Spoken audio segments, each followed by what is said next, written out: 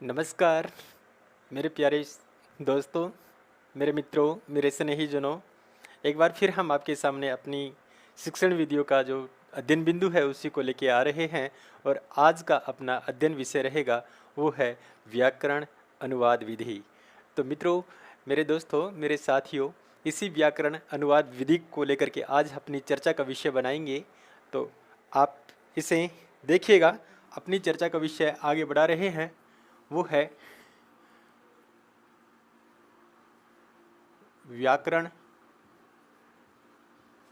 अनुवाद विधि। तो इसी को लेकर के हम यह कह सकते हैं कि ये जो विधि है, इस विधि को हम एक नाम से और जानते हैं जिसका नाम है भंडारकर विधि। भंडारकर विधि। अब ये भंडारकर विधि क्यों कहते हैं, इसके बारे में भी जानना बहुत आवश्यक बन जाता है, क्योंकि व्याकरण अनुवाद विधि का दूसरा ही नाम एक प्रकार से ये भंडारकर विधि के रूप में जाना गया है। तो इसका नाम भंडारकर विधि क्यों पड़ा? क्योंकि मित्रों, मेरे साथियों, इसका नाम इसलिए पड़ा क्योंकि हमारे देश में एक संस्कृत के प्रवक्ता थे या बुद्ध विद्वान थे जिसका नाम था रामकृष्ण गोपाल, जिनका नाम है रामकृष्ण गोपाल। और रामकृष्ण गोपाल का पूरा नाम रामकृष्ण भंडारकर होता है और ये संस्कृत के विद्वान होते हैं। तो इन्होंने इस विधि को लागू करने का प्रयास किया था, या हम ये कहें कि व्याकरण अनुवाद जो विधि है, इस विधि का दूसरा नाम भंडारकर विधि के रूप में भी जाना जाता है। और भंडारकर विधि ही, चाहे आप व्याकरण विधि कह लो या फिर अनुवाद विधि कह दो, ये अनुवाद के रूप में लेके आती है। ये किस रूप में और क्यों लेके आती है, इसी के बारे में हमें चर्चा करनी है। तो देखिए, हम इसके बारे में चर्चा क्यों करें, इसलिए हम इसकी चर्चा करेंगे कि भंडारकर जी ने ये कहा था कि जो भी स्कूल है, जो भी विद्यालय हैं, उसमें दो भाषाएं होती हैं। कितनी होती है? दो भाषाएं होती हैं। एक तो अपनी मातृभाषा रहेगी, मातृभाषा, जिसको हम मातृभाषा को लेकर के हम कह सकते हैं कि विद्यालय में जिस प्रकार की भाषा होती है, उस भाषा कोई एक भाषा रहेगी। उसके साथ ही साथ दूसरी भाषा और होती है, और दूसरी भाषा या तो संस्कृत भाषा हो या फिर अंग्रेजी भाषा हो, किसी भी प्रकार की भाषा क्यों ना हो, उन भाषाओं को लेकर के एक भाषा और लगा दी जाती है। कहाँ? विद्यालयों में। तो विद्यालयों में दो भाषाएं बन जाती हैं, चाहे वो हिंदी हो और हिंदी के साथ वो अंग्रेजी भाषा हो या फिर संस्कृत भाषा हो। इस प्रकार से दो भाषाएं बन जाती हैं। तो दो भाषाओं का एक साथ अध्ययन करने के लिए भंडारकर जी ने कहा कि एक दूसरी भाषाओं को और भी लागू कर दिया जाए तो अच्छा रहे। और इसी वजह से हमारे देश में आजकल जितने भी स्कूलें हैं, वहाँ दो भाषाओं का प्रचलन है, जिस दो भाषाओं को लेकर के हम कह सकते हैं कि द्वितीय भाषा होती है। तो मित्रों, इसके बारे में एक बात और बता देना चाहूँगा कि जब मतलब आजकल भी हमारे सामने तीन भाषाएं होती हैं। तीन भाषाएं 10वीं स्तर तक जो भी बच्चे होते हैं उसके सामने तीन भाषाएं बन जाती हैं। एक तो हमारी हिंदी बन जाती है, और दूसरी बन जाती है संस्कृत भाषा बन जाती है, और तीसरी बन जाती है मित्रों ये अंग्रेजी बन जाती है। लेकिन आजकल जो विद्यालय जितने भी हैं, उस विद्यालयों में एक तो हिंदी, जहाँ हिंदी भाषी क्षेत्र है, मैं किन की बात कर रहा हूँ, जहाँ हिंदी भाषी क्षेत्र हैं, उन हिंदी भाषी क्षेत्रों में दो भाषाओं का प्रचलन है। एक तो हिंदी, और हिंदी के साथ साथ द्वितीय भाषा होती है, वो अंग्रेजी भाषा बन जाती है। कौन सी? अंग्रेजी भाषा। इसी अंग्रेजी भाषा को ही हम क्या बोलेंगे? द्वितीय भाषा बोलेंगे। लेकिन हमारी 10वीं स्तर तक जो कक्षाएं होती है, वहाँ तृतीय भाषा और बन जाती है, तृतीय भाषा बन जाती है, और वो है संस्कृत।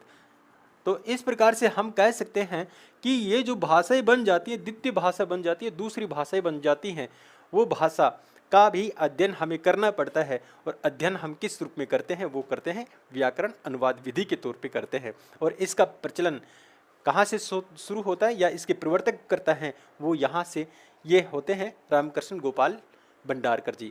तो इसी पद्धति को लेकर के आज अपनी चर्चा का विषय आगे लेकर के बढ़ रहे हैं, और वो है अपना, इसी के बारे में हम देखें कि इसकी मुख्य विशेषताएं क्या क्या हैं और ये किस प्रकार से हमारे सामने प्रकट होती है। तो हम एक तो इसके बारे में कह सकते हैं, व्याकरण अनुवाद में या व्याकरण अनुवाद विधि के माध्यम से हम ये कह सकते हैं कि यह मुख्य रूप से जो हिंदी, कहाँ? हिंदी भाषी जो क्षेत्र हैं, भाषी क्षेत्र हैं, वहाँ इस विधि का भी अधिक प्रचलन है। या हम ये कहें हिंदी भाषी जो भी राज्य हमारे देश में है वहाँ इसका प्रचलन है। एक तो मुख्य बात ये बन जाती है। दूसरी बात, हम मुख्य बात ये लेके चलें कि इस विधि के आधार पर हम कह सकते हैं जो छात्र होते हैं, कौन होते हैं, जो छात्र होते हैं या जो भी विद्यार्थी होते हैं, उन विद्यार्थियों की, छात्र की एक मातृभाषा होती है। क्या होती है? मातृभाषा होती है। और उसी मातृभाषा में कोई दूसरी भाषा का अनुवाद किया जाता है। दूसरी भाषा, मातृभाषा में किसकी? छात्र की जो मातृभाषा है उसी भाषा में दूसरी भाषा का अनुवाद किया जाता है। किसमें? इस विधि में। तो इस प्रकार से हम कह सकते हैं कि शिक्षण की ये जो प्रक्रिया है, शिक्षण की ये जो प्रक्रिया दूसरी भाषा को लेकर के हम पढ़ रहे हैं, इस प्रकार की जो पद्धति है हमारे देश में बहुत पहले से चली आ रही है। और बहुत पहले से चली आने के कारण हम इसे कहते हैं कि ये प्राचीन विधियों में से एक विधि है। प्राचीन विधियों में से एक विधि है। क्यों कहें? क्योंकि ये मातृभाषा में दूसरी भाषा का अनुवाद करता है। और इस प्रकार के अनुवाद करने की जो शिक्षण प्रक्रिया है वो हमारे देश में बहुत लंबे समय से चली आ रही है। वो हम क्यों कहें? क्योंकि हमारे देश में संस्कृत भाषा का भी प्रचलन था और हिंदी के साथ साथ हम संस्कृत भाषा का भी हम उपयोग करते हैं या प्रयोग करते हैं, शिक्षण कार्य करते हैं। तो इस वजह से हम कह सकते हैं कि ये व्याकरण अनुवाद विधि है वो बहुत लंबे समय से चली आ रही है। और आजकल हमारे विद्यालय में या हिंदी भाषी क्षेत्र में हिंदी के साथ साथ अंग्रेजी भाषा को द्वितीय भाषा के रूप में हम प्रयोग में लाते हैं।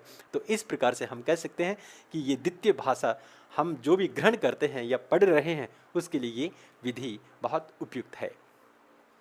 तो अब हम बात करते हैं इसी के बारे में कि हमने एक पॉइंट ये लिखा, छात्र की जो मातृभाषा होती है उसी भाषा में इस भाषा को पढ़ाया जाता है। किस रूप में पढ़ाया जाता है? इस अनुवाद करके उसका शिक्षण कार्य करता है। तो यही मुख्य बात है कि जो दूसरी भाषा है दूसरी भाषा का व्याकरण उठाएगा और उस व्याकरण का अनुवाद किस रूप में करेगा? बच्चे की जो मातृभाषा उसी मातृभाषा में इसका अनुवाद करेगा। इसलिए हम कह सकते हैं कि व्याकरण की वो अनुवाद करवाने की जो शिक्षण प्रक्रिया है वही व्याकरण अनुवाद विधि है। अब देखिए हम इसके गुण या विशेषताएं या इसके अभिलक्षण लेकर के इसकी चर्चा करेंगे। इसकी विशेषताओं के बारे में अब हम अध्ययन करते हैं कि व्याकरण अनुवाद की क्या क्या विशेषताएं हैं। हम लिखें यहाँ विशेषताएं या हम इसके अभिलक्षण भी बोल सकते हैं, अभिलक्षण, या हम इसके गुण भी बोल सकते हैं या आप उसे लक्षण भी बोल सकते हैं। इसके ये बहुत सारे नाम हैं। लक्षण किसी रूप में आप इसे बोल सकते हैं। अब इसकी मुख्य विशेषताएं क्या क्या हैं वो देखिएगा। इसकी मुख्य विशेषताओं के बारे में हम एक प्रमुख विशेषता यह निकाल सकते हैं कि पहली तो ये बन जाती है कि व्याकरण का जो अनुवाद होता है, किसका? व्याकरण का जो अनुवाद होता है उस अनुवाद के लिए महत्वपूर्ण बन जाती है। व्याकरण का अनुवाद करने के लिए महत्वपूर्ण विधि बन जाती है। क्या है? महत्वपूर्ण विधि है। एक तो विशेषता हमने ये बना ली। दूसरे, हाँ, महत्वपूर्ण विशेषता क्यों? क्योंकि व्याकरण का अनुवाद किया जाता है। और कौन से व्याकरण का? ये द्वितीयक, हमने कहा ना, जो द्वितीयक भाषा है उस भाषा का उसका अनुवाद किया जाता है। और अनुवाद किस रूप में करेंगे वो देखिएगा। सबसे महत्वपूर्ण बिंदु यही है कि एक तो उसका अनुवाद किया जाता है किस रूप में? उसकी मातृभाषा के रूप में अनुवाद किया जाता है। लेकिन अनुवाद किस रूप में करेगा वो देखिएगा। दूसरी विशेषता लेकर के हम कह सकते हैं कि जो दूसरी भाषा है या हम कहें द्वितीय जो भाषा होती है, ये द्वितीय भाषा एक सहायक भाषा के रूप में प्रयुक्त होती है। द्वितीय भाषा की मातृभाषा में अनुवाद किया जाता है। और इसी के साथ साथ यह भी किया जाता है कि दूसरी भाषा की संरचना किस प्रकार से बनी हुई है। दूसरी भाषा की जो संरचना है उसकी, दूसरी भाषा का जो गठन है या हम कहें व्याकरण की जो संरचना है, व्याकरण की संरचना है, उस संरचना के बारे में यह बताया जाता है कि पहली वाली भाषा किस प्रकार से अलग है और दूसरी भाषा किस प्रकार से अलग है। और इसी के साथ साथ यह भी बताया जाता है कि पहली भाषा और दूसरी भाषा या हम कहें अंग्रेजी भाषा, अंग्रेजी भाषा और हिंदी भाषा किस प्रकार से व्याकरणिक दृष्टि से एक जैसी लग रही है और किस प्रकार से ये दोनों अलग अलग हैं, इसी के बारे में इस विधि के माध्यम से समझाया जाता है। अब देखिए, अगले विशेषता के बारे में हम कह सकते हैं कि इस विधि के माध्यम से व्याकरण का अधिक ज्ञान दिया जाता है। किसका? व्याकरण का अधिक ज्ञान दिया जाता है कि व्याकरण किस प्रकार से उसका बनता है, या व्याकरण या उस दूसरी भाषा की संरचना किस प्रकार से मिलकर के बनी होती है, उसका गठन किस प्रकार से होता है, उसका एक दूसरी भाषा से किस प्रकार से भिन्नता है, इस प्रकार का यहाँ ज्ञान दिया जाता है। चौथी विशेषता के बारे में हम बात करें तो चौथी विशेषता या 4 नंबर पे जो विशेषता है उसके बारे में हम कह सकते हैं कि दूसरी जो भाषा होती है, या हम कहें द्वितीय जो भाषा होती है उसकी अलग से वर्णमाला होती है। जैसे हम हिंदी की ही बात करें, पहली तो हमारी हिंदी भाषी क्षेत्र में हिंदी भाषा बन गई और हिंदी भाषा की वर्णमाला अलग प्रकार की है, और इसी के साथ हम अंग्रेजी भाषा की वर्णमाला की बात करते हैं तो अंग्रेजी भाषा में ABCD हमें सीखना पड़ता है। तो इसी प्रकार से हम कह सकते हैं कि दूसरी जो भाषा होती है या अंग्रेजी भाषा का हमने उदाहरण लिया है, उसके आधार पर कह सकते हैं कि दूसरी जो भाषा होती है उसकी वर्णमाला भी अलग प्रकार से होती है, और इसी वर्णमाला को पहले बच्चे को सिखाया जाता है, और बच्चों को बच्चे जब सीख जाते हैं तब आगे की प्रक्रिया शुरू कर दी जाती है। अब देखिए, अगली विशेषता के बारे में हम कहें, 5 नंबर पे जो विशेषता हम लेके आए, तो 5 नंबर पे हम विशेषता भाषा जो होती है, इसकी जो भाषा होती है, भाषा में अवतरण होते हैं। अवतरण का मतलब ये होता है मित्रों, ये जो गद्यांश या पद्यांश होते हैं, गद्यांश या पद्यांश भाग होते हैं, इन गद्यांश और पद्यांश का जो अनुवाद किया जाता है वो भी इसी के माध्यम से करवाया जाता है। देखिए मित्रों, मुझे याद आता है जब हम छोटी कक्षाओं में पढ़ा करते थे, या हम 5वीं क्लास से लेकर के हम BA फर्स्ट ईयर तक पढ़ा करते थे, जब हमारे पास कंपलसरी इंग्लिश चला करती थी, वो द्वितीय भाषा के रूप में थी। और आज भी क्या होता है, आज भी उसी जब अंग्रेजी भाषा का पेपर होता है तो एक हिंदी का अवतरण दिया गया होता है, और उसी हिंदी का अवतरण, उसी हिंदी का जो हिंदी का जो अवतरण होता है उसी का अनुवाद हमें इंग्लिश में करना पड़ता था। तो उस प्रकार की जो पद्धति है वो किसके आधार पर है, वो इसी विधि के ऊपर निर्भर है। या हम ये कहें कि जितने भी कंपटीशन एग्जाम है जो जिसमें हिंदी विषय से संबंधित जो भी पाठ्यक्रम लगा हुआ होता है, उस पाठ्यक्रम में भी इस प्रकार का उल्लेख हमें देखने के लिए मिल जाएगा। और ये उल्लेख क्या कहता है, ये उल्लेख ये कहता है कि इस बच्चे को दूसरी भाषा का कितना ज्ञान है, और यही ज्ञान एक प्रकार से हमें इस विधि के रूप में जाहिर करवाता है कि वो अवतरण जो हमसे कंपटीशन एग्जाम में पारिभाषिक शब्दावली के बारे में हमसे पूछा जा रहा है, तो वो ही क्या है, वो व्याकरण अनुवाद विधि के बारे में ही हमसे पूछा जाता है। तो हम इस प्रकार से इस विधि की विशेषताएं हम बना सकते हैं। अब बात करते हैं हम इसके दोष के बारे में बात करें, या हम इसकी कमियों के बारे में बात करें। अब हम बात करते हैं, आगे बढ़ा रहे हैं इसको, और आगे हम इस प्रकार से बढ़ा रहे हैं कि इसकी कमियां क्या क्या हैं, उसी के बारे में हम बात करें। व्याकरण अनुवाद विधि की जो कमियां हैं या दोष हैं, वे दोष कौन कौन से हैं? तो देखिए मित्रों, मैंने आपको ये बताया कि ये जो विधि है, ये विधि प्राथमिक स्तर के जो बालक होते हैं वहाँ ये लागू नहीं होती। व्याकरण का जो अनुवाद या व्याकरण का जो ज्ञान दिया जाता है वो उच्च कक्षाओं में दिया जाता है। कहाँ?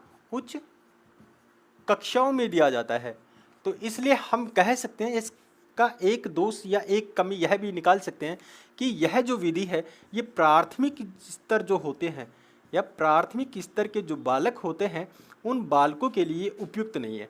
प्राथमिक स्तर के बालकों के लिए उपयुक्त नहीं है। अब देखिए, अगर ये प्राथमिक स्तर के बालकों के लिए उपयुक्त नहीं है तो समझ लेना कि वो स्वाभाविक क्या बन जाएगी, वो अमनोवैज्ञानिक बन जाएगी। क्या बन जाएगी? अमनोवैज्ञानिक विधि बन जाएगी।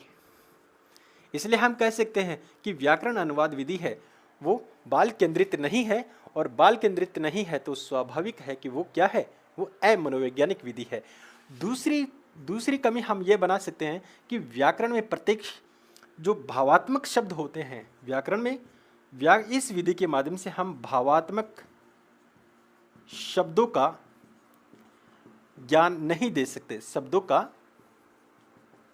ज्ञान नहीं दे सकते, इसलिए ये अनुचित है। कहने का मतलब भावात्मक जो शिक्षण कार्य होता है वो इस विधि के माध्यम से नहीं किया जा सकता। अब देखिए अगली कमी यह निकाल सकते हैं, इसमें सिर्फ तो सिर्फ किसका अध्ययन किया जाता है, इसमें सिर्फ व्याकरण का ही अध्ययन किया जाता है और अन्य का ज्ञान हमें मिल नहीं पाता, इसलिए अनुचित है। केवल कहाँ तक सीमित है, ये केवल व्याकरण तक ही सीमित है। अगला दोष हम यह भी निकाल, इसमें बालक को ये कंठस्थ याद करवा दिया जाता है कि एप्पल का मतलब क्या होता है, या I am going to school, इस प्रकार की जो या हम कहें the female of the species, इस प्रकार की जो भी हम इंग्लिश में जो वाक्य बनाते हैं वो वाक्य बच्चों को रटने के लिए मजबूर कर देती है। तो कहने का मतलब इस विधि के माध्यम से बालक को रटने के लिए विवश कर देती है, रटने के लिए विवश कर देती है। क्यों विवश कर देती है? क्योंकि हमने ये बताया ना कि मातृभाषा में ही उसका अनुवाद किया जाएगा और मातृभाषा में बालक क्या करता है, उसको रटना शुरू कर देता है। इसलिए हम कह सकते हैं कि मातृभाषा में उस दूसरी भाषा को रटने के लिए बिल्कुल विवश कर देती है। अगली कमी हम यह निकाल सकते हैं कि हमने ये बताया कि व्याकरण अनुवाद विधि है वो केवल लिखने पर ही जोर देती है। किस पे पर? लिखने पर जोर देती है।